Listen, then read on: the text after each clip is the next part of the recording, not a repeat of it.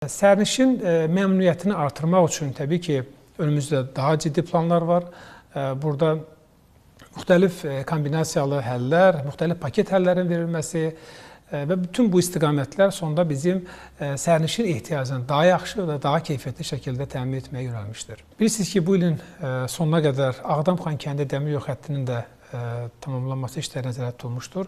Bu bizə Bakı-Ağdam qatarının Bakı-Xankəndi qatarı ilə əvəzlənməsinə imkan verəcək.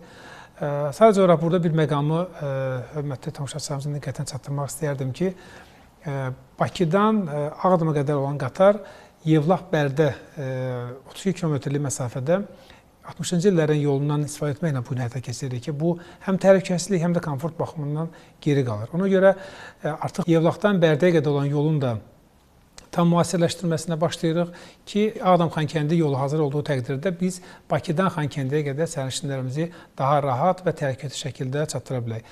Ona görə də bu aydan etibarən Bakı-Ağdam qatarının fəaliyyətini müvəqqəti olaraq dayandırılacaq və infrastruktur quruculuğundan sonra bu yolun tam təhlükəsiz şəkildə istismara verilməsi nəzərdə tutulmuşdur.